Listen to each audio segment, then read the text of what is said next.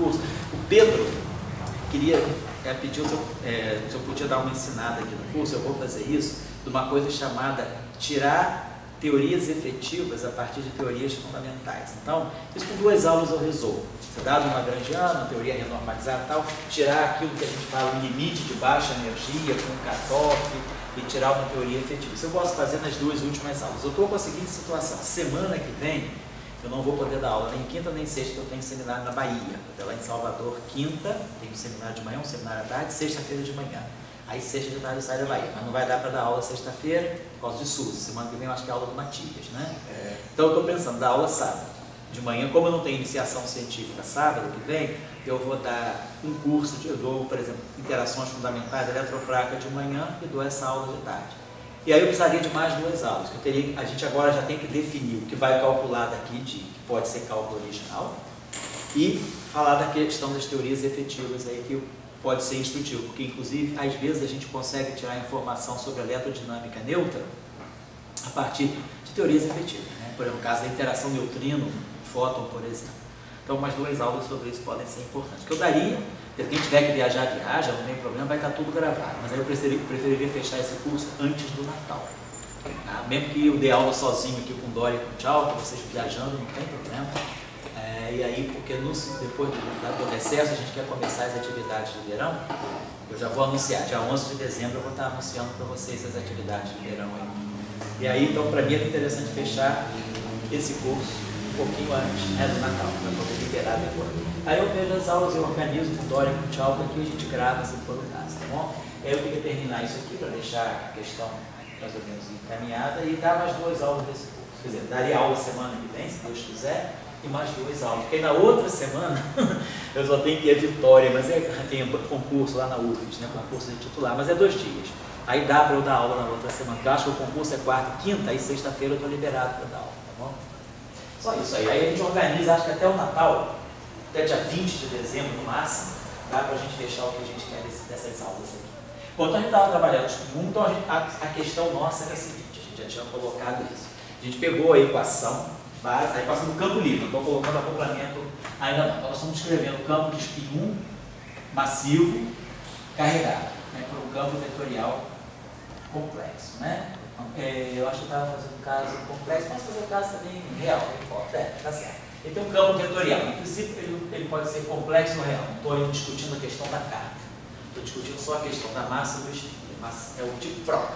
Então nós temos aqui, nós tínhamos trabalhado isso, né?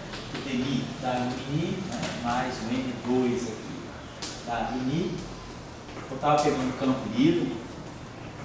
Aí vimos que no referencial de repouso, né, a gente vai estar escolhendo então essa equação no espaço dos momenta, né, ela é PMI. E aí aqui WNI tio mais N2. Só estou repassando aqui rapidamente porque eu quero me localizar. E a gente já tinha condição subsidiária aqui, que era a equação importante, né? E aí a gente tinha entendido que da condição subsidiária,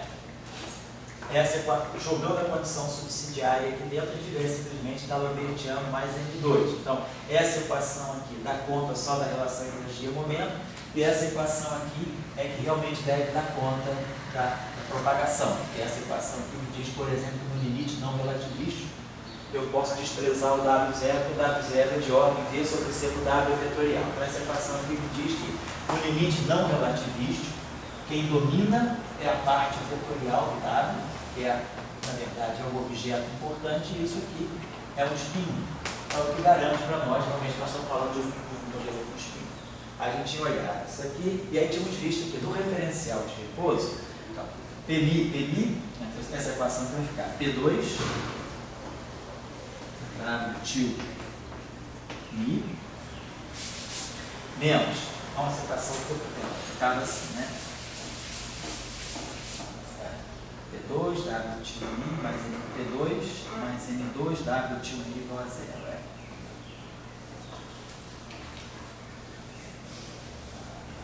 A outra parte me dá isso aqui, esse P2, menos N2, menos P2,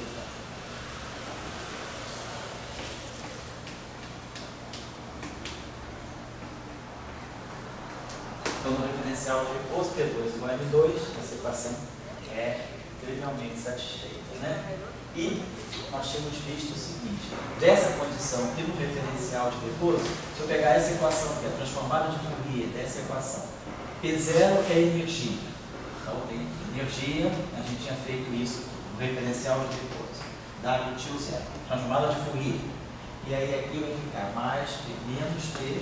Opa.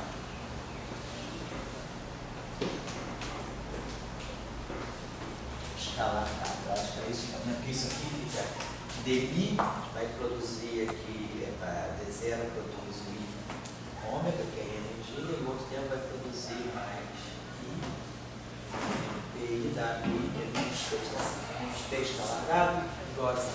Aqui é o transformado de Fourier. Então, no referencial de repouso, esse objeto aqui tem referencial de repouso. Se eu vou olhar essa equação no referencial de repouso, o P é 0. Então, no referencial de repouso, essa equação me diz que o W tio é 0. Então, se eu estou no referencial de repouso, então o meu campo vetorial ele é descrito dessa forma. Tem uma componente 0 e uma componente aqui que eu vou chamar que eu chamei de S. Isso aqui é a solução no referencial de repouso. Só para lembrar onde a gente parou. E, então a gente viaja. Então, como referencial de repouso, o que sobra é um vetor. Quer dizer, o grau de liberdade que eu tenho é esse vetor. Então, são realmente três componentes independentes. Então, realmente, esse objeto descreve 3 graus de liberdade. São os 3 componentes desse vetor S aqui. Desse vetor aqui, a gente pode expandir. Opa, aqui é o W'.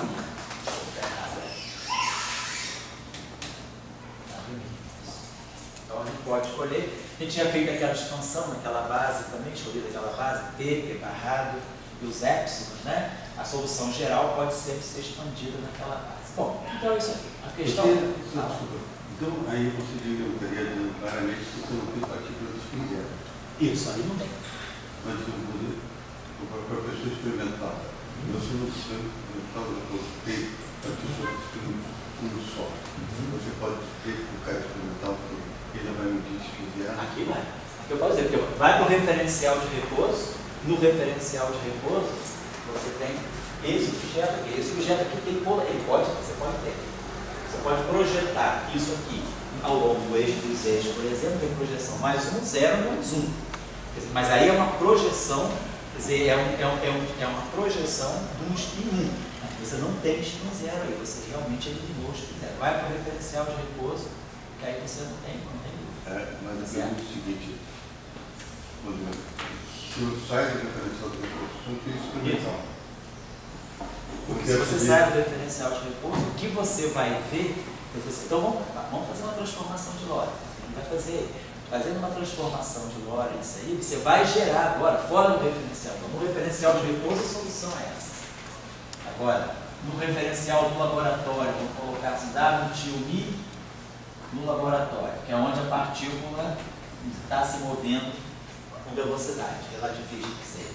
Então, no referencial do laboratório, ela vai ter uma componente W tio 0 e uma componente W tio vetorial. Ela vai ter essa componente, isso aqui é no referencial do laboratório. Só que essa componente aqui vai ser completamente definida por isso aqui. Quer dizer, vamos ver o que é isso aqui agora. Quem é isso aqui? Aí você vê que, na verdade, o que vai aparecer é um efeito do referencial, mas não significa que é o grau de liberdade intrínseca da partícula. Vamos ver isso aí. Eu acho que isso aí é o próximo passo para a construção assim, do que a gente chama de função de Lorentz. Da mesma forma que na equação de Dirac, a gente fez o que? A gente ia para o referencial de repouso, pegava a solução de energia positiva do referencial de repouso e depois fazia aquela espécie daquele boost, aplicava aquele operador, né, na solução do referencial de repouso e você gerava uma solução em movimento. Então você não precisava nem fazer a transformação de Lorentz, já tem um operador que atuando no referencial de repouso te dava a solução boostada, a solução de Dirac com boost. Aqui nós vamos fazer a mesma coisa. Nós estamos no referencial do laboratório, no referencial de repouso. Vamos supor o seguinte, que a nossa situação seja essa. A gente está aqui, isso aqui é o referencial para nós do laboratório. Vamos lá, referencial do laboratório. Então aqui tem o laboratório para nós. Então, referencial de repouso, então vou fazer um boost. Então a partícula aqui, ela está se movendo. Com uma velocidade beta. Velocidade beta. Ela está se movendo. E aí, eu conheço tudo aqui. Então, nesse referencial aqui, que é o referencial de repouso dela, então aqui é o referencial de repouso.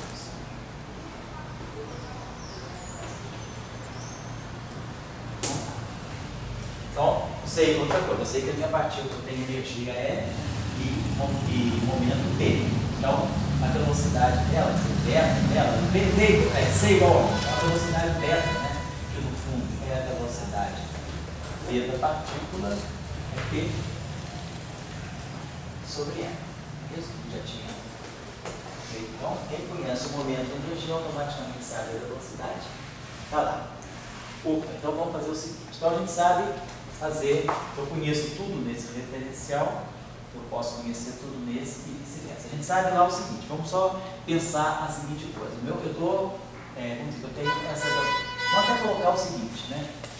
Não precisa nem ser essa beta na direção X, mas que eu tenha a minha partícula que esteja se movendo, né? Quer dizer, o meu seja um boost genérico. Tem um boost genérico aqui.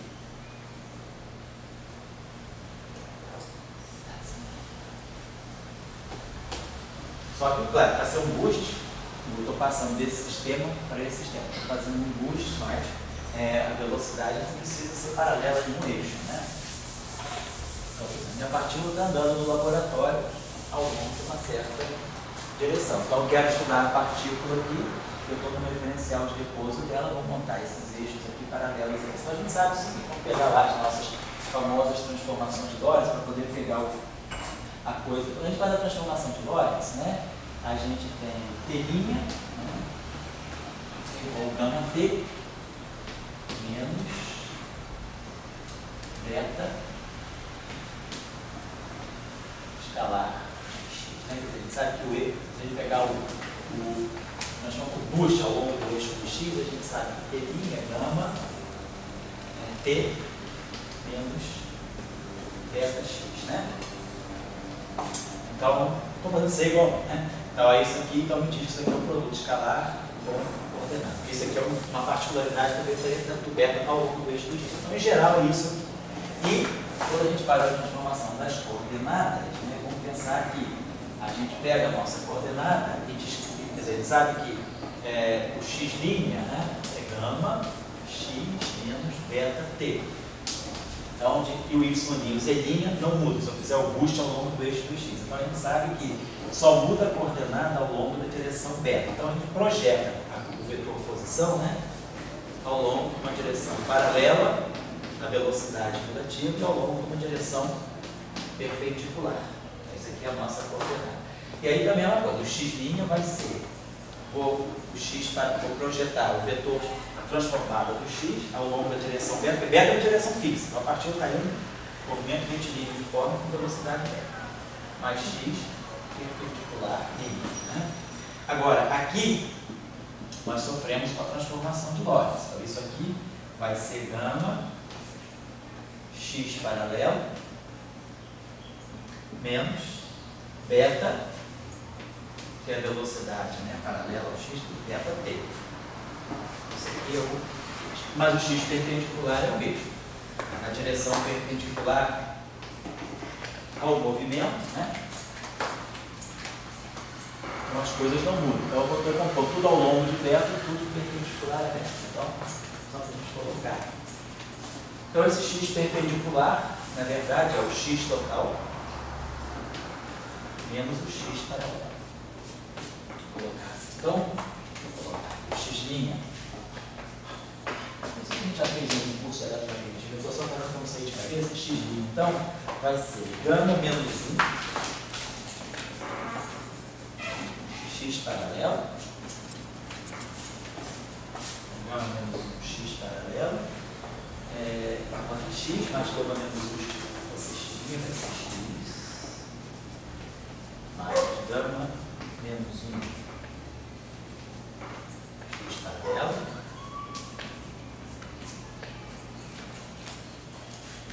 menos gama beta t.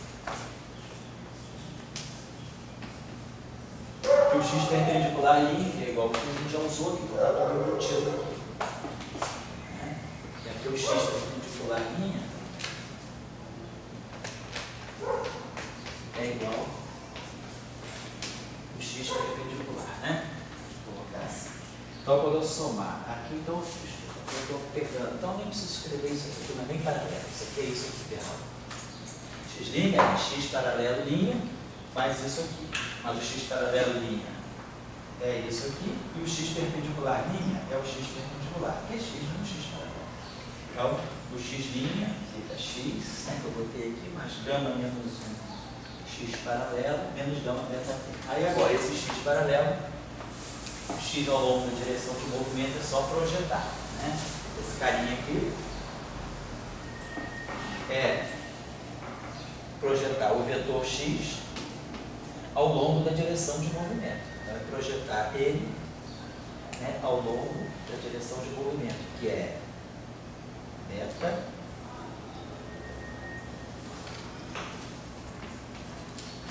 sobre o módulo de beta. Então, estou projetando ele ao longo da... Tem que pegar o versor, né? Então, isso aqui é o beta sobre beta chapéu, isso. Mas tudo isso aqui é o x paralelo, vai ser a projeção do x ao longo do beta, mas tudo isso aqui ao longo da direção beta chapéu, certo? Quem é o vetor x paralelo é a projeção em cima do eixo beta chapéu vezes o próprio beta chapéu. Esse vetor aqui é esse objeto vezes esse versor. Mas isso aqui é beta sobre o módulo de beta. Módulo de beta ao quadrado. Então isso aqui dá para nós, colocar isso aqui, dá para nós que o x' é x mais gama menos 1 sobre beta 2 sobre beta 2, e aí aqui nós temos beta escalar x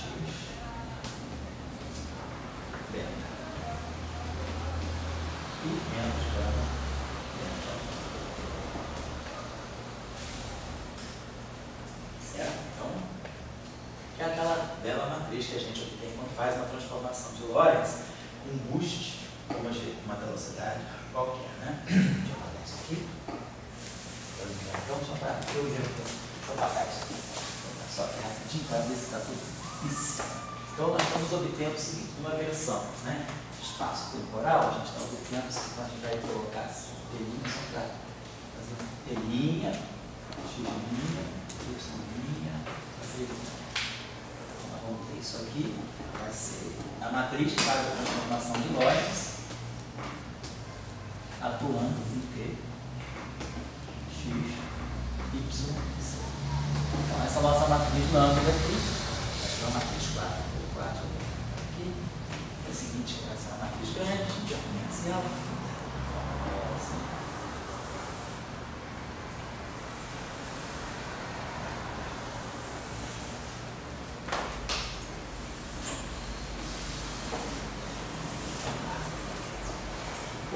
Então, telinha, né? Aqui é gama T, então aqui vai aparecer um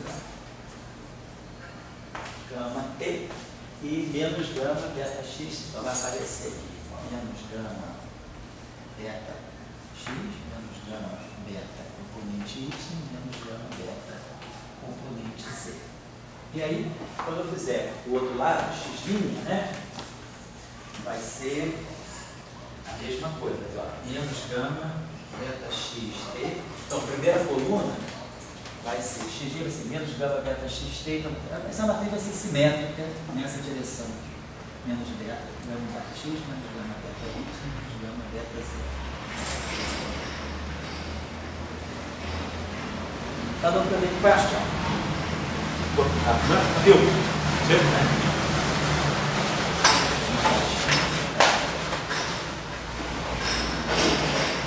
Tá legal. agora, então, x' é x, então vai ter 1 aqui, né? Mais gama menos 1 sobre beta 2. Gama menos 1 sobre beta 2, aí eu vou ter beta escalar x, então aqui vai ter beta, isso aqui para nós, só para não perder os elementos de matriz ali, isso aqui é beta x, mais beta y, mais beta z. E esse beta aqui, né, é beta, vou botar assim, beta x. Isso aqui é isso aqui é beta x na direção x, mais beta y na direção y, mais beta z na direção z. Então, a componente x aqui vai ser a componente x aqui. A componente x dessa equação vai me trazer beta x vezes x, beta y vezes beta x vezes y, mais beta x vezes beta z vezes z. Vai ser a componente, a parte de x, esse termo aqui. Aqui eu já peguei a parte de x, aqui já peguei a parte de x. Então vai aparecer gama menos 1, beta 2, beta x ao quadrado.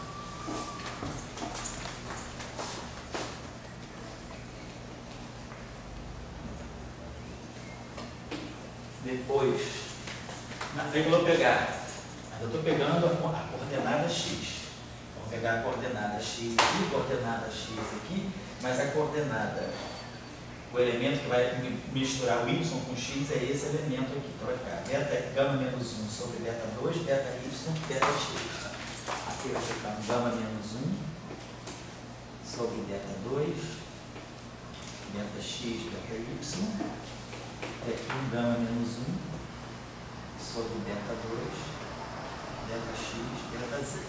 Isso significa isso, né? Se eu pegar então o x' então fica x, que está aqui, menos gama beta x t, e aí vão aparecer aqueles termos todos, né? Beta x ao quadrado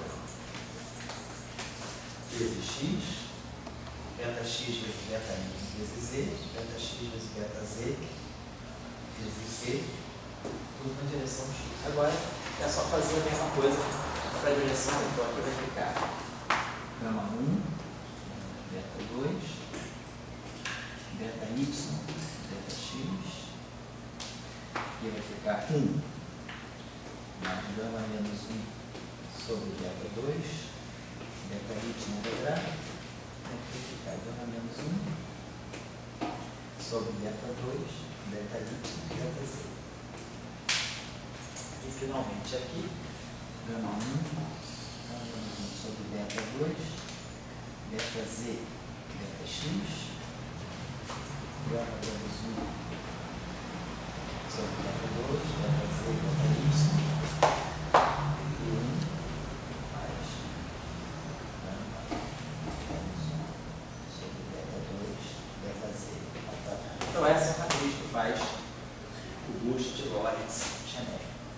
Então, só que, quer dizer, então essa transformação, ela me passa do referencial do laboratório, então essas coordenadas aqui são as coordenadas do sistema parado e essas coordenadas aqui são as coordenadas do sistema móvel. Então, se eu quiser fazer o contrário, né, se eu quiser expressar as coordenadas do laboratório em relação às coordenadas do sistema móvel, é só fazer a transformação de Lorentz inversa, que é só multiplicar beta por menos 1. Vai trocar o sinal de tudo. Então, a nossa ideia é essa. Deixa eu apagar isso aqui. Deixa eu transferir essa equação aqui para cima. Só para não perder.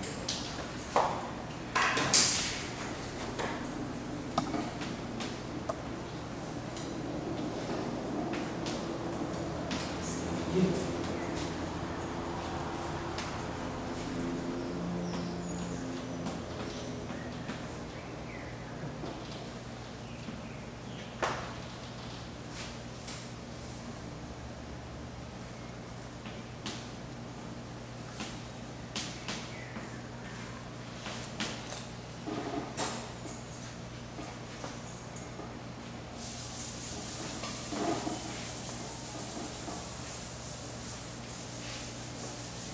Muito bom, vamos lá então. Então a gente está dizendo o seguinte, suponhamos que eu esteja, então essa transformação me vai do referencial do laboratório eu conheço no laboratório, isso aqui eu estou vendo no referencial móvel. Se eu quiser fazer o contrário, né, quer dizer, T é a coordenada, vamos dizer assim, T para nós é a coordenada do laboratório. Eu quero que nós estamos partindo do referencial móvel. Eu conheço a partícula de espinho no referencial dela, está em movimento. Então, eu conhecendo a informação aqui, eu quero passar para o laboratório. Então, é só fazer a transformação de Lorentz inversa. Então, vamos ter aqui gama, T' mais beta, só colocar o sinal da velocidade, inverte. E aqui o x, né? Vai ser o x' mais gama beta T mais, vai ter um sinal menos aqui, aqui tem menos e não vai acontecer nada, vai continuar mais, né? Gama menos 1 sobre beta 2 beta escalar x' vezes beta. Então, essa é a transformação inversa. Então, para nós, né, nós conhecemos é o W aqui.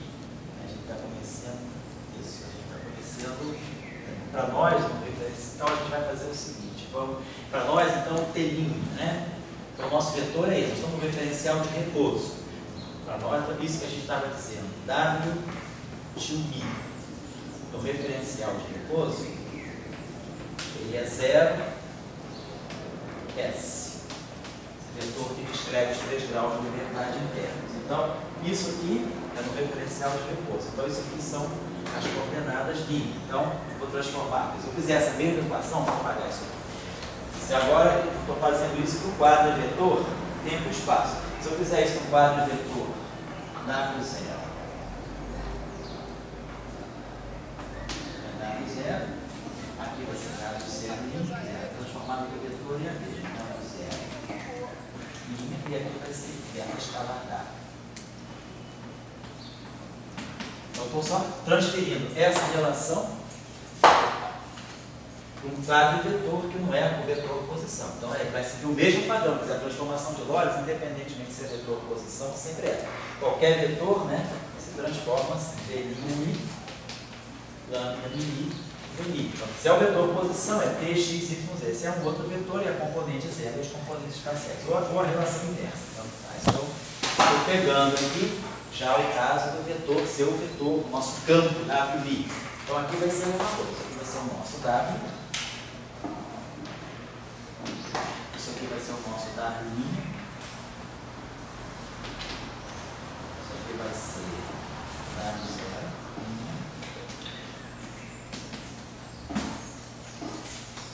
Isso aqui vai ser o nosso W.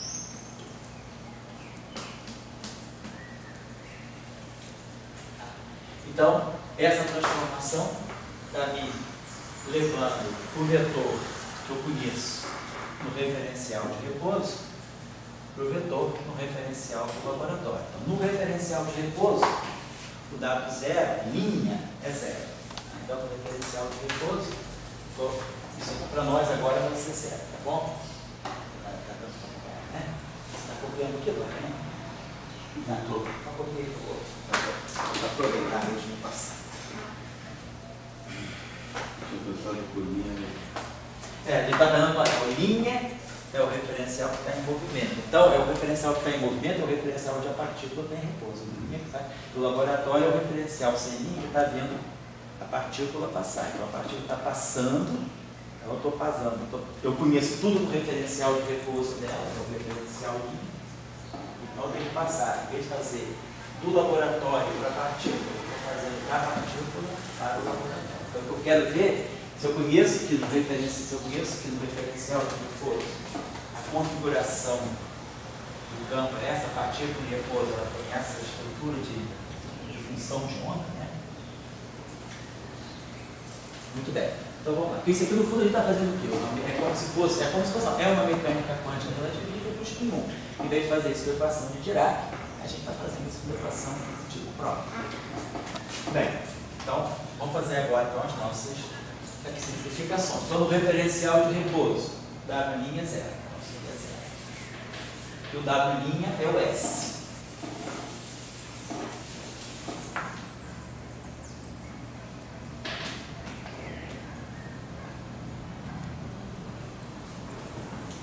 Então, eu estava falando com você, no referencial do laboratório vai aparecer uma componente que eu não tinha, mas ela é completamente fixada pelo S, então não é realmente uma componente independente.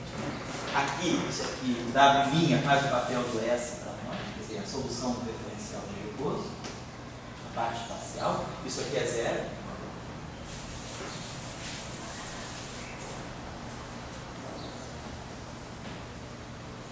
E aqui, isso aqui é o nosso S.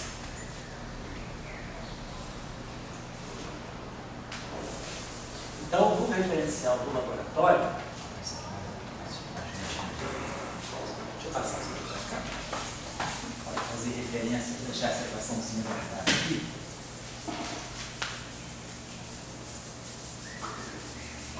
Por que nós estamos fazendo isso?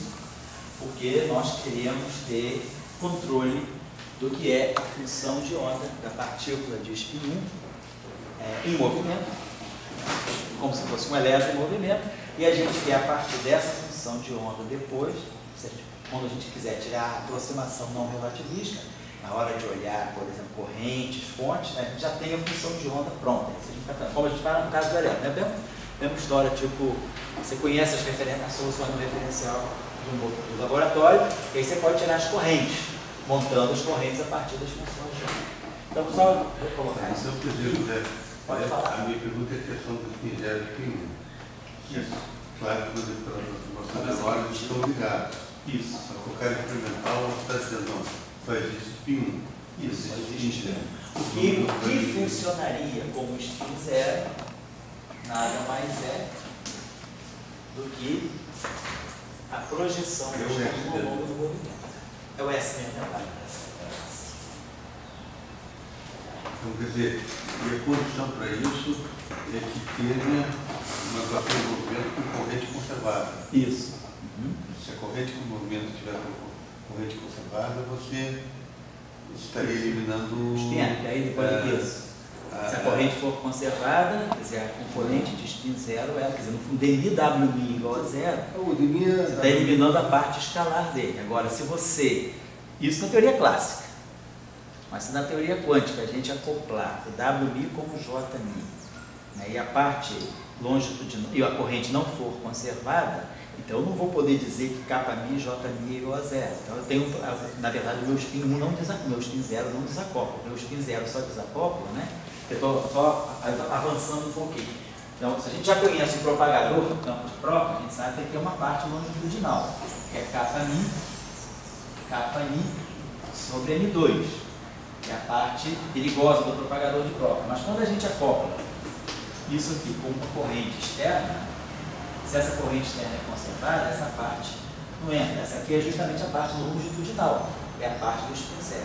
Então, na hora, isso aqui é a função de onda da partícula livre, não tem interação. Mas quando eu coloco interação, ela vai, se ela interagir com uma corrente conservada, a parte, né, que seria correspondente à parte longitudinal, ela é eliminada pela conservação da corrente. E a parte que está dando aqui, esse spin 0 que está aqui, quer dizer, na verdade, esse objeto que está aqui, não é a parte longitudinal que está. Eu teria que pegar agora esse W do referencial do laboratório e tirar a parte longitudinal dele, multiplicando ele pelo momento dele, para poder tirar a parte longitudinal. Se não tiver a verdade, multiplicar ainda pelo beta. Então, a parte longitudinal vai envolver esses dois. A parte longitudinal, na verdade, o dmi, vamos fazer isso daqui a pouquinho, o dmi, Wmi, é uma mistura de tudo. Deixa eu deixar isso aqui assim. Então, o que nós estamos fazendo, por enquanto, eu vou tocar na questão.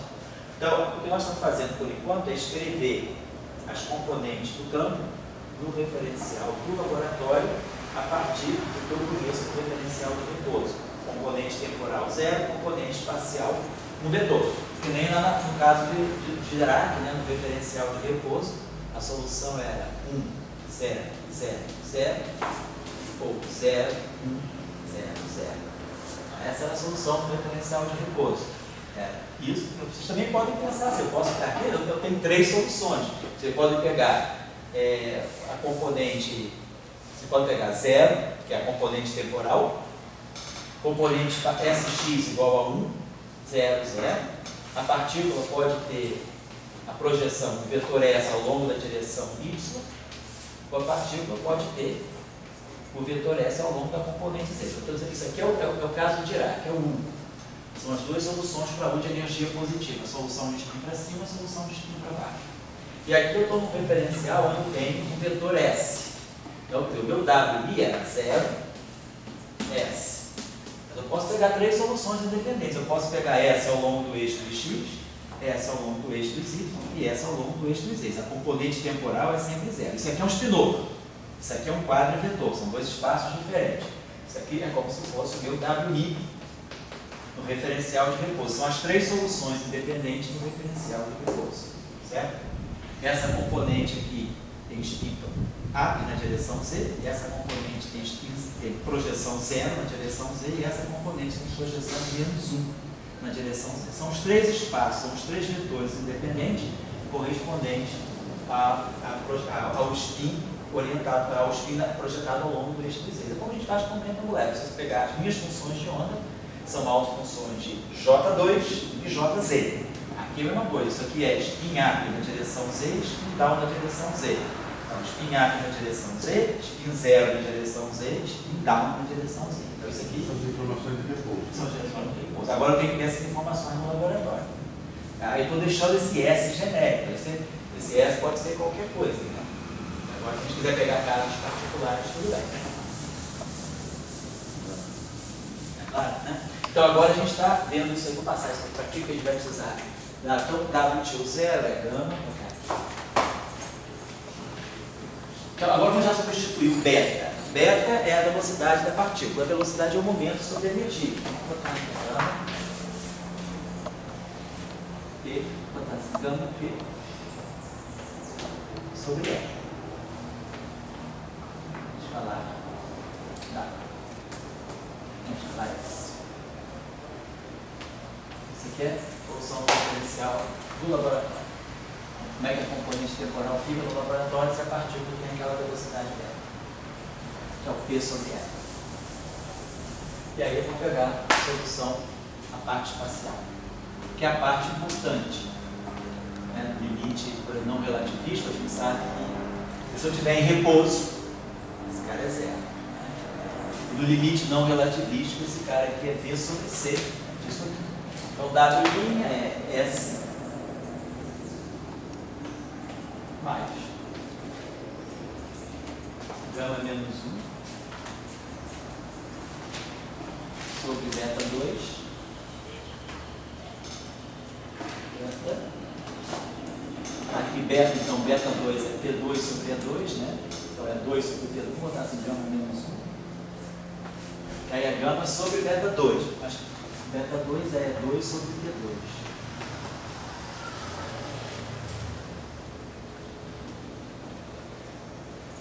Então é P2 sobre A2 no denominador, só não é 2 sobre P2 no numerador. Né? E aqui eu botei beta, é P sobre E, né? Coloquei aqui P sobre E, escalar S, P sobre E. Então, na verdade, esse E2 cancela, né? Esse é um escalar, então quando eu substituir o beta aqui, substituir o beta 2 no denominador, então esse E aqui cancela com esse E. Aqui, escalar S.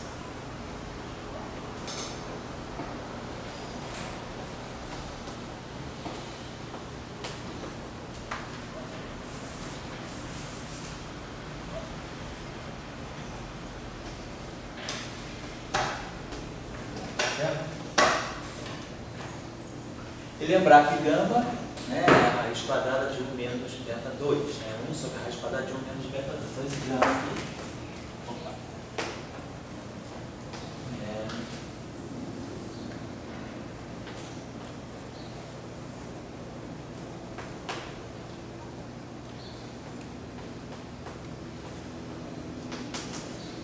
agora, E2 menos P2, né, é M2C4. Isso aqui vai ficar. Posso pensar assim, esse é 2 aqui e trazer esse F como numerador. 62 menos Q2 e N2 C4, é NC2, né?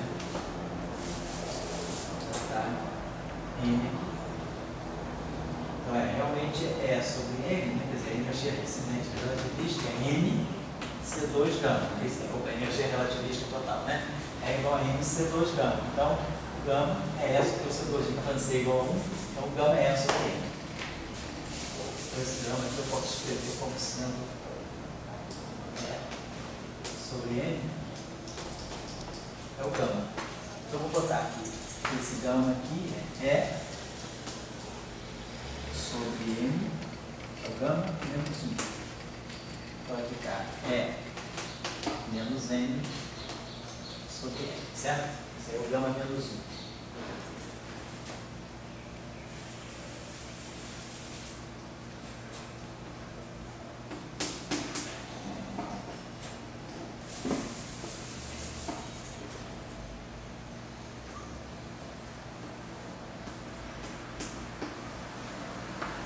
Porque a dimensão ficou qual é? Isso aqui é W, isso aqui tem dimensão de S, isso aqui tem dimensão de S, isso aqui é adimensional, isso aqui P cancela, dimensão de quanto a dimensão fica correta.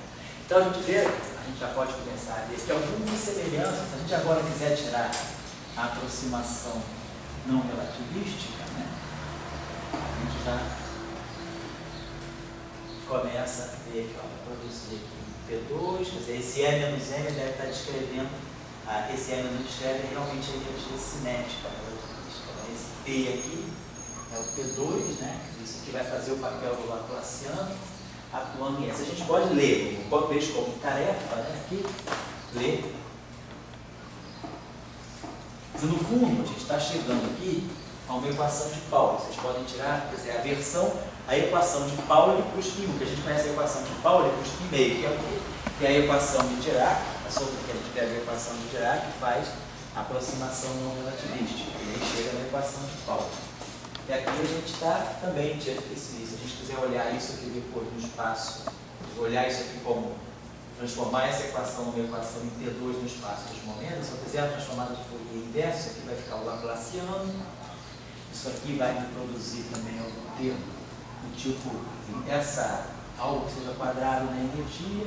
Então eu tenho que, a tarefa que seria interessante é ler a partir dessa solução.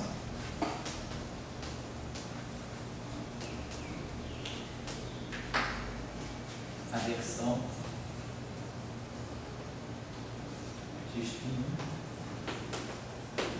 para a equação de Pauli.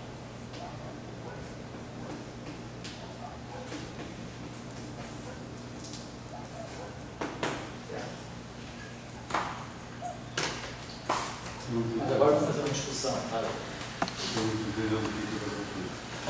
Você tem que pegar, quando a gente pega a equação de Dirac, né, a gente mostra que a gente reduz os espinores de 4 a 2 componentes, e aí a gente mostra que o espinor de 2 componentes satisfaz uma equação desse tipo fora do campo eletromagnético. P2 sobre 2N. O espinor superior, vamos dizer, psi, né, igual a F. Você tem uma equação de Dirac para a parte superior do espinor, para a parte que é relativisticamente dominante. Claro, depois que você puser interação eletromagnética, aparece aqueles termos de acoplamento mínimo aqui e aparece o termo de momento de polo magnético. Isso quando a gente coloca o acoplamento eletromagnético. Eu estou dizendo aqui observar que esse objeto aqui, isso aqui, essa equação aqui satisfaz, essa solução aqui, perdão, essa solução aqui é uma solução para uma equação de Pauli para o spin. O que significa a equação de Pauli para o spin? Como é que seria a forma da equação de Pauli para o spin? A gente espera uma equação de Pauli para o spin, mas já que o W0 é zero, quer dizer, o W0 é menos dominante, a gente espera que a parte relevante, no mesmo referencial do laboratório, né? A parte relevante da função de onda seja o W. Porque, na verdade, esse W0 aqui, ele depende desse S. Não é uma solução, não é a solução. Então, esse termo aqui é de ordem V sobre C desse termo aqui. Então, a solução que fica, né, no limite não relativística é essa solução aqui que tem 3 componentes, que é o spin 1. E essa equação aqui, ela deve satisfazer uma equação desse tipo, P2 sobre 2M, W, atuando na função de onda do W, igual a E W. A energia não relativista. Isso aqui, esse E menos M, quando você desconta lá na equação de Dirac a energia total menos a massa de repouso, é isso aqui que a gente interpreta como um operador, como o valor da energia não relativista, descontando a massa de repouso. É isso que eu estou dizendo. Aqui está aparecendo alguma coisa como P2, né? Atuando em W, a gente vai ter que pegar essa equação aqui, talvez iterando essa equação aqui, a gente chegue a alguma coisa desse tipo. Precisa mostrar que esse W satisfaz uma equação desse tipo. Isso eu estou querendo dizer. Procurar então ver como é que a partir dessa solução a gente leu a equação de Pauli. Hoje, a partir de spin, é isso que eu estou querendo colocar. Então aqui tem a solução, gente. Tá? Vamos pegar, ou pega a equação e reduz, ou a partir da solução você deduz. É isso que eu estou propondo. Então, só para a gente completar aí a discussão, né, o que a gente estava querendo observar é o seguinte, é que quando a gente for montar então uma solução, então a gente tem que usar, vai ficar, o problema é um pouquinho maior, mas porque o que eu estou querendo dizer é que a solução no referencial no laboratório, se eu pegar uma partícula massiva com spin 1, tem carga não importa se ela é complexo, não importa, nesse momento a carga não é importante porque a partícula está livre, tá? O importante só é a massa e o spin. Então, se essa partícula está no referencial do laboratório e ela tem momento P, a energia é massa M, e eu sei que o spin dela, o referencial de repouso é S, tá? Eu conheço o spin dela no referencial de repouso, então eu conheço toda a configuração da função de onda no referencial do laboratório. Então isso aqui vai ser dado zero, que é aquilo que está lá. Gama. Isso é escalar S, a parte temporal e a parte espacial. Vai ser S. Aqui que é mais L no centro.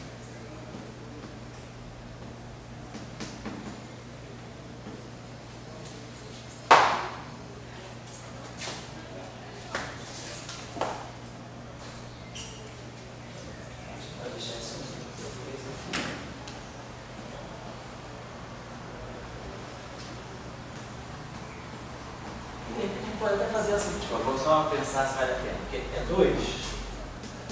P2C2 mais M2C4. P2 igual a P2 mais M2. Se eu pegar P2, isso aqui é 2 menos M2. Esse P2 que está aqui é 2 menos M2. Mas esse é 2 menos M2 é menos M, é mais M. Então, talvez seja até mais vantajoso, porque aí eu elimino aquele E menos M sobre M esse P2, eu boto tudo em função da energia, porque ó, esse P2 aqui eu substituo por essa equação. Esse P2 é 2 menos M2, mas esse E2 menos M2 que vai ficar aqui é E menos M é mais M. Então esse E menos M com esse E menos M cancela, sobra no final de tudo 1 sobre M é mais M. Agora, acho que não fiz erro não, né? Esse aqui ficava no denominador, no numerador cancela no denominador, sobra esse aqui no denominador e sobra. Então acho que fica mais fácil de ler essa relação, eliminando esse momento aí, claro, vai deixar um momento aqui. E aqui essa componente vai ser P, isso aqui eu mantenho, P escalar S. S.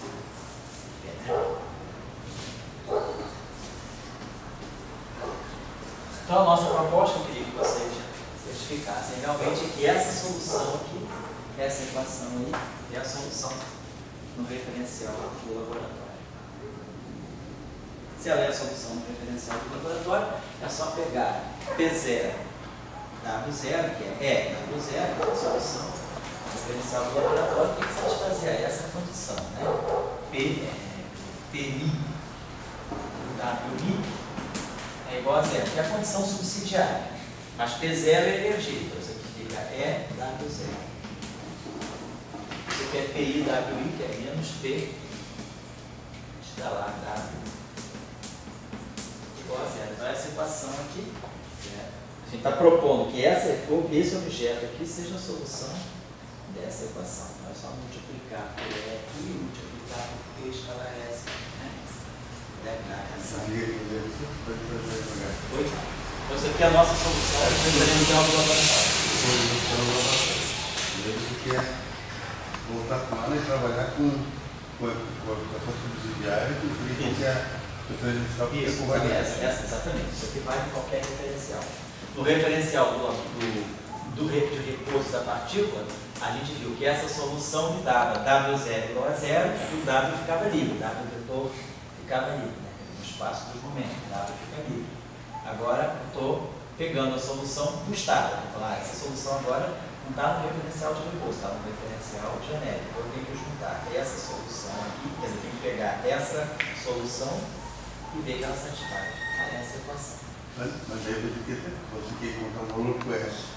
Não quero encontrar valor com S, só quero verificar. Não, essa é livre. Foi você que vai preparar a tua partícula. Você vai dizer, ó, no meu referencial de repouso, a partícula está com espinho ao longo do eixo dos eixos. Ou no meu referencial de repouso, a minha partícula tem um espinho S genérico. Por exemplo, quando você preparar o teu sistema, você vai dizer, ó, a minha partícula, lá no referencial de repouso dela, eu conheço o espinho dela. O espinho dela é S. Conheço a parte espacial da função de ordem. E aí, a gente sabe que a parte espacial está dando os 3 graus de liberdade de espinho. Então, isso aqui no referencial de repouso, eu sei quem é o meu W. O meu W é 0, S. Agora eu sei que essa partícula lá no referencial de repouso ela tem essa configuração. Mas agora eu sei que no laboratório, esse objeto aqui está caminhando com o momento P e energia E. Ou seja, está caminhando com uma certa velocidade beta, que é P sobre E. Então eu pergunto, no referencial do laboratório, eu conheço a velocidade dela e sei como é que está a configuração de espinho no referencial de repouso.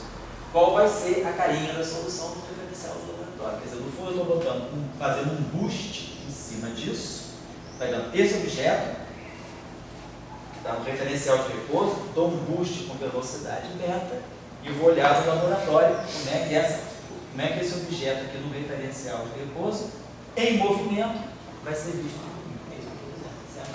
Então, nós estamos aqui no referencial do laboratório e estamos vendo que esse objeto está se movendo com velocidade beta e esse S aqui está me dizendo como está o vetor dado no referencial de repouso.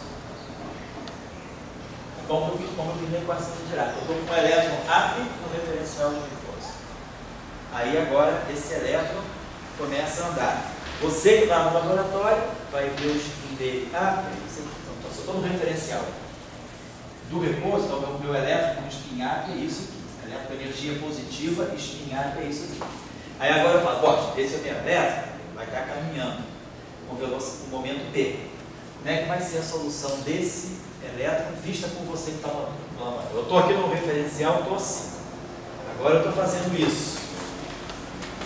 O meu referencial eu sei o tempo todo que o meu spin está para cima. Agora você, isso para mim é isso, você está me vendo isso aqui caminhar com velocidade beta, no momento P. Como é que você vai ver a minha solução no referencial do laboratório? É isso aqui, é 1. Quer dizer, essa solução aqui é a solução do referencial do repouso. O S você tem que equilíbrio. Eu estou com o meu S, uma combinação linear de 3 vetores, de 3 direções independentes.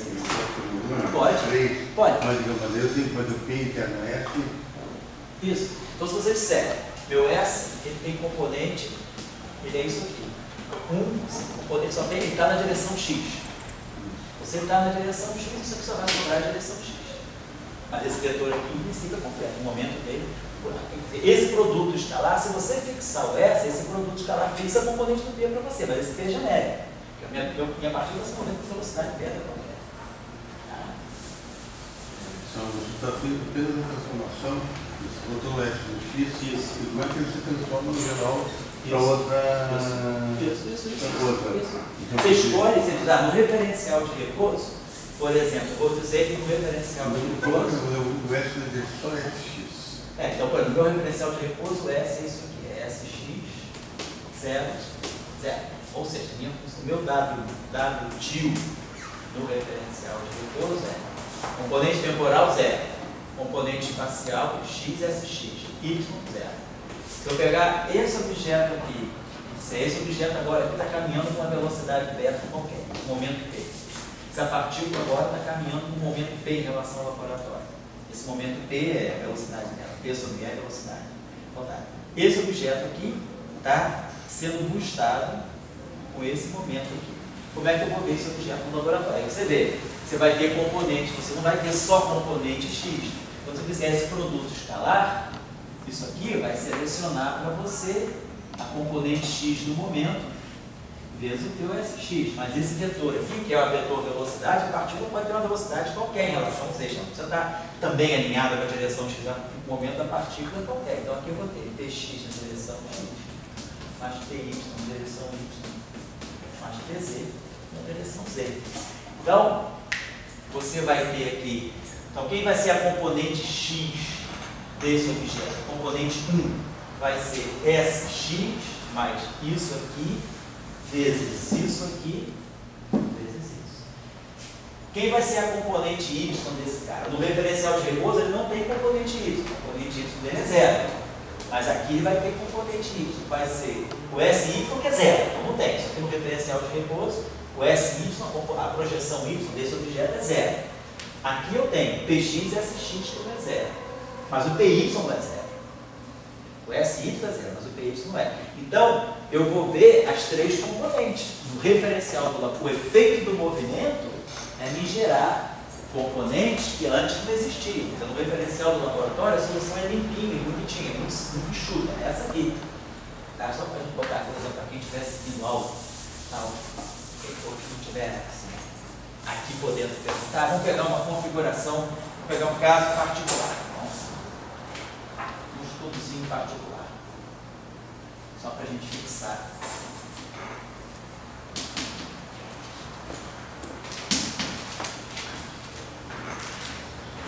Então vamos dizer que no referencial de repouso, então a solução W mi no referencial de repouso seja componente temporal é sempre 0. Mas aí eu vou pegar o meu vetor Sx contendo componente Sx 0, 0. Então o meu vetor S ele só tem componente X. Então vamos ver agora quem vai ser a nossa solução W tio mi. Esse tio eu estou colocando sempre porque eu estou falando da solução do espaço dos momentos, tá? Só porque eu estou me referindo ao espaço dos momentos.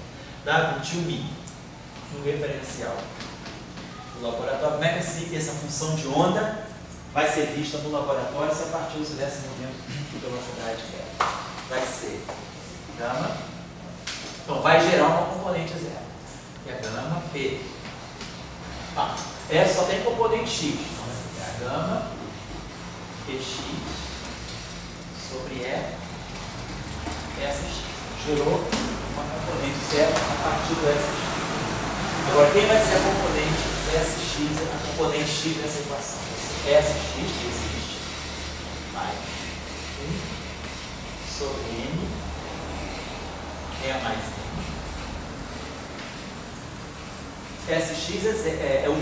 Sx é Sx, vai ficar Px é Sx. E aqui vai ficar Px, Px ao quadrado vezes Sx. Agora vamos ver quem vai ser a componente Y dessa equação. Aqui não tem, a componente Y desse cara é 0.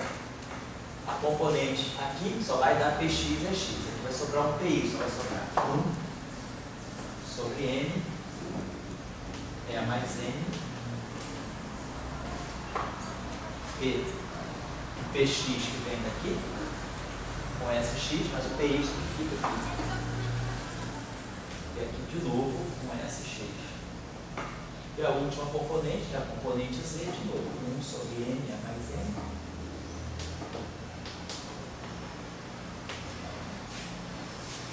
E aí aqui vai ficar Py, Px, Sx, Pz. Vai ficar Px, Pz, é assim. Tá bom? Então, a gente vê que devido ao efeito do movimento, a partícula agora apresenta, a função de onda agora apresenta todas as componentes. Então, o spin deixa de estar alinhado na direção X. Como efeito do movimento, o spin Tá? Agora tem os três componentes. É o que exatamente aconteceu com a equação de Dirac. Quando a gente pegava a solução, né? Que a gente pegava a solução lá não relativística, o limite não relativista ficava. Não, limite quando pegar a função de onda, a estrutura geral da função de onda, aqui ficava o espinor superior, que é o psi, e aqui ficava sigma escalar P sobre E mais N psi. Então, se eu estou no referencial de repouso, né? Claro, se eu estou no referencial de repouso, isso aqui é zero. Então, só tem a parte aqui. Mas se eu estou no referencial, se essa minha função psi aqui é a minha função no referencial de repouso. Se isso aqui é 1, 0, eu vou estar gerando as componentes aqui embaixo. Então, eu estou gerando mais componentes do que eu gero, pelo efeito do movimento. É exatamente o que está acontecendo aqui. Aparece exatamente essa combinação, E mais N sobre o movimento aqui. Só que como aqui a equação é de segunda ordem, vão aparecer px ao quadrado. Aqui a equação de Dirac é de primeira ordem. É só uma questão. Oi? Você pagou agora há pouco? Aonde? Aqui? Deixa eu escrever aqui. Então, a gente pega a função de onda, juntinho, olha, eu boto assim, psi, né? A gente chama geralmente essa componente aqui, e tem outra componente que a gente chama de zeta, sei lá. E aí a gente, pelas equações de Dirac, a gente mostra que essa equação aqui, se isso aqui é psi, essa equação aqui, se eu me lembro bem, é sigma escalar P sobre E mais N psi, isso aqui é o zeta. É que quando você fala no espinor no limite não relativístico, o E mais N você pode aproximar por 2N também. Isso, exatamente. E daí você pode também estudar o W agora, nessas aproximações. Exato, exatamente. Aquele termo é de V2 sobre C2. Isso, exatamente. Isso eu queria que vocês fizessem. Essa é a próxima tarefa. Eu quero que vocês, por favor, me façam isso mesmo. Porque a primeira componente é menor que V sobre C e a segunda é o S mais algo V2 sobre C2. Isso. É essa componente que é de ordem V sobre C. É, tem gama sobre E. Isso, gama sobre E, exatamente. É boa de colocar. Boa, vamos até aproveitar isso que o Léo falou. Vamos fazer o seguinte, vamos aproveitar essa boa ideia de chamar esse gama sobre E, sabe? Porque é N gama. Então vamos aproveitar esse gama sobre E, vamos chamar de N. Igual a N gama, né? C2 gama. Então, E sobre gama, vou botar esse gama aqui embaixo. Tem um B sobre N. Vou botar aqui, P sobre N. Então vamos aproveitar. Eu já vou melhor mesmo, já simplifica.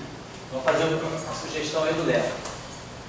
Esse gama vem aqui para baixo, E sobre gama N. A gente pode escrever essa equação aqui. P sobre N.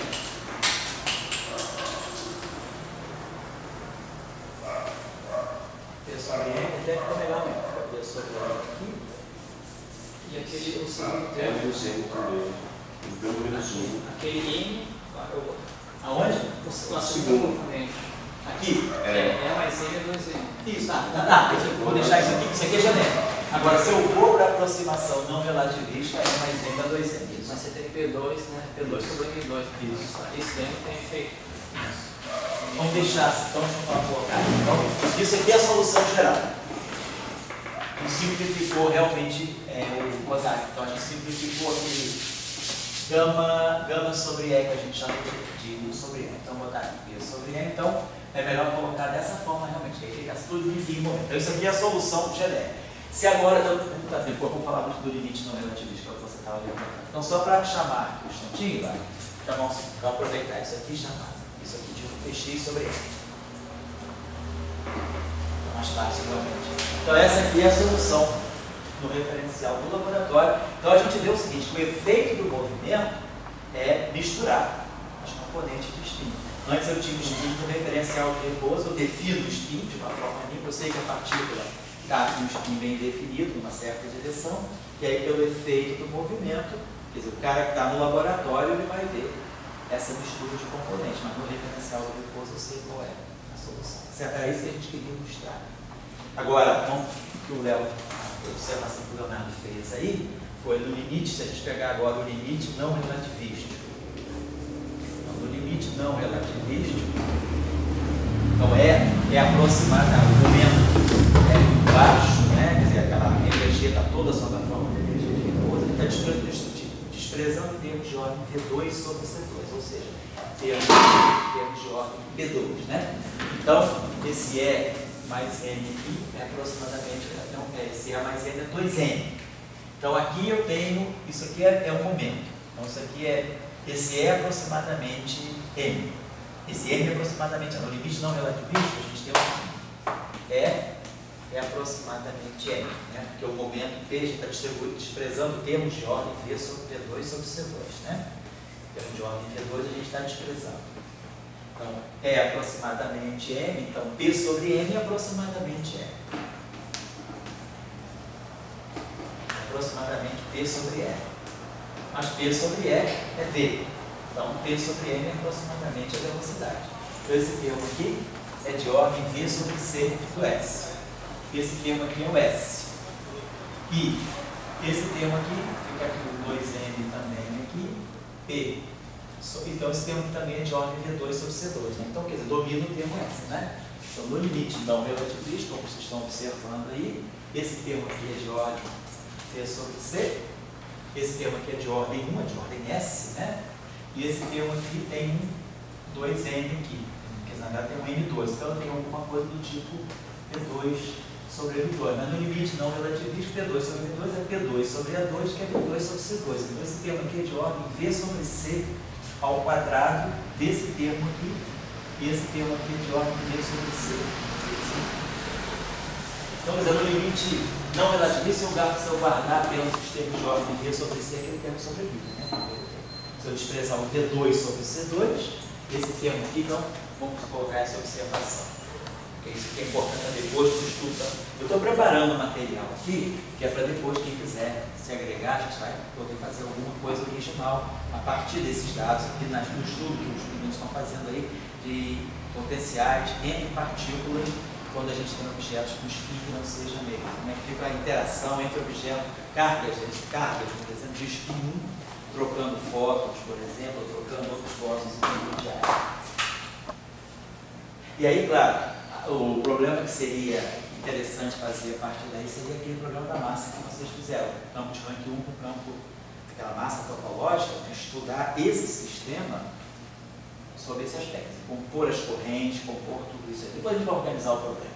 Mas por enquanto é isso aqui. Então, se a gente olhar no limite não relativístico, a gente vai ter que o nosso W tio I. Eu só vou considerar então os termos, esse aproximadamente aqui, é que eu vou estar considerando só termos de ordem V sobre C. Aqui eu estou esquecendo de botar, mas é o W tio do referencial do laboratório. Né?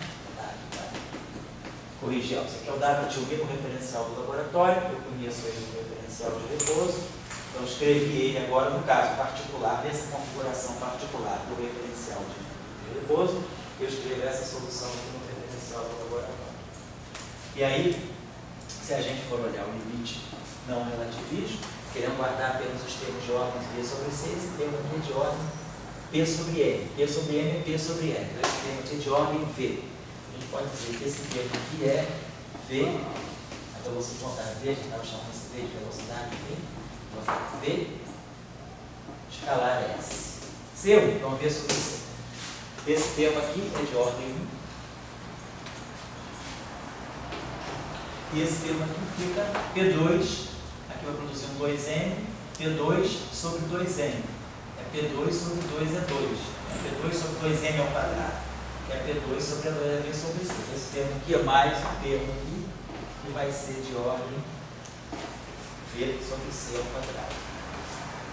Que aí a gente está como um termo de ordem V sobre C ao quadrado, a gente estaria desprezando ele nessa aproximação.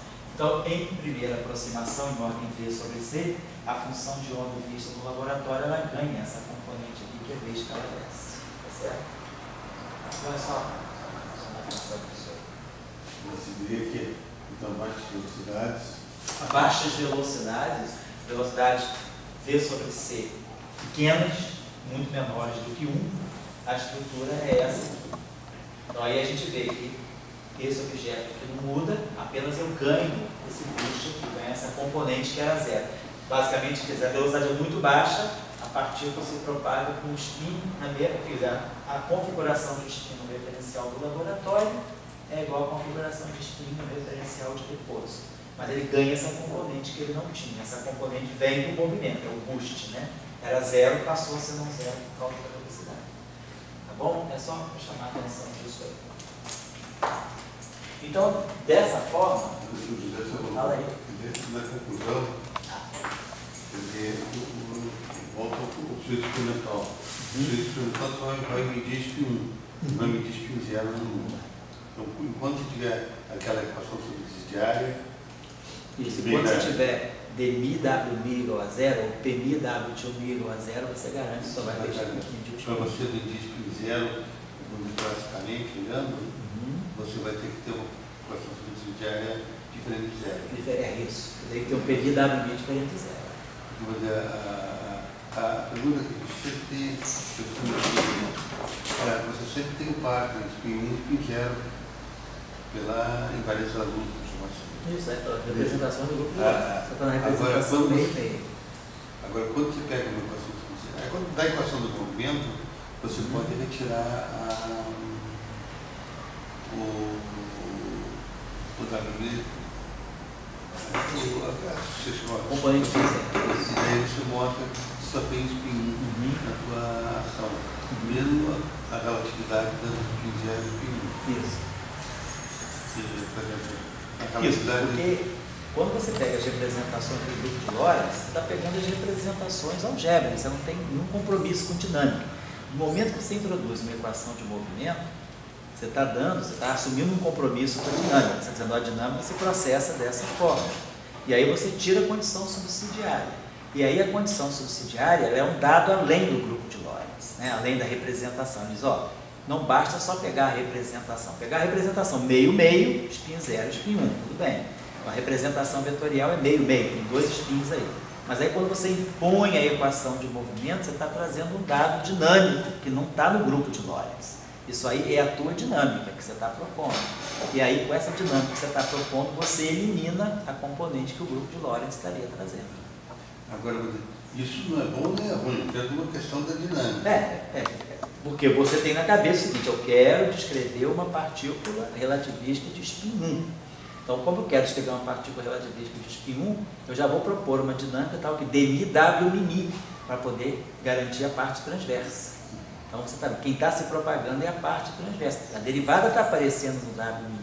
Então, a derivada está dando propagação para a parte transversa. Então, você já decidiu que, se você falar, eu quero descrever uma partícula de spin 0 massiva, mas através de um campo vetorial, não através de um campo escalar, uma partícula de spin 0. Será que um campo vetorial poderia descrever, então, uma partícula? Então, se eu quiser pegar uma partícula vetorial, uma partícula quadrivetorial, se eu quiser pegar um W mínimo, vou colocar assim, que está na representação meio. Então, em princípio, ele vai descrever spin 0, spin 1, do ponto de vista do SO3. As projeções as componentes de SO3 dentro do SO3.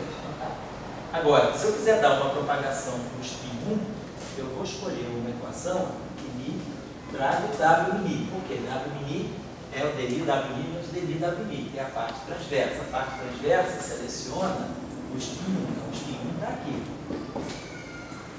E o spin 0 não está no dmi W mini. O spin 0 está aqui.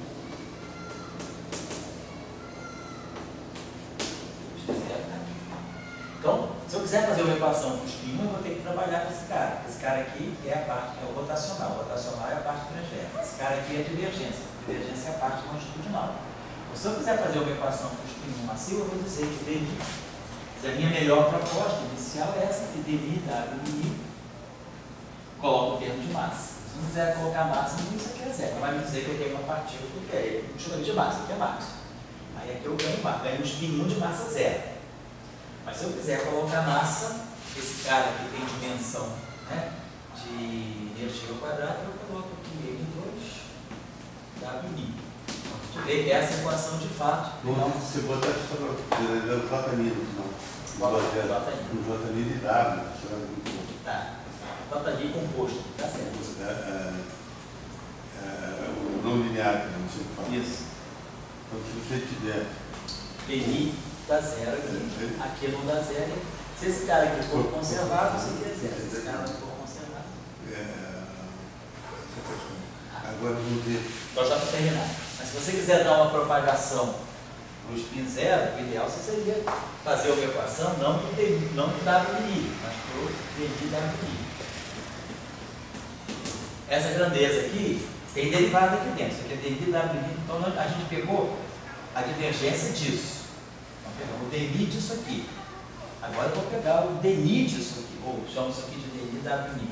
Isso aqui é o meu objeto escalar. Então eu vou ter que dizer, a minha equação deveria ser isso aqui. Dmi, da mesma forma que eu tirei o dmi disso aqui, eu vou tirar o dmi disso aqui. Então aí é isso. Mais aqui, por exemplo, com M2 W'. Essa é uma proposta. Tá, no outro caso, eu peguei o dmi disso. Nesse caso, eu vou pegar o dmi disso. Isso aqui tem dimensão de massa ao quadrado, coloca a massa ao quadrado, sabe? Então, essa equação, quando eu fiz com W mini, ela me disse tudo isso. Estou descrevendo realmente uma partícula de spin 1, Agora, se eu for olhar essa equação aqui, o que ela pode dar? Se eu tirar o dmi disso aí, não dá certo. Não existe uma equação sozinha, né? Oi? Nunca vai. Você pode ser um dmi mais um dmi w'. É que eu não vou conseguir eliminar Lado nada. esquerdo, você escreve. Porque se essa equação tiver massa zero, ela é perigosa. Se essa equação aqui fosse tipo for, tirar uma equação para massa zero. Então essa equação aqui está dizendo que a derivada desse cara aqui é zero. Mas se esse cara aqui tem derivada zero, significa que esse cara aqui é constante. Eu digo, não é essa a questão.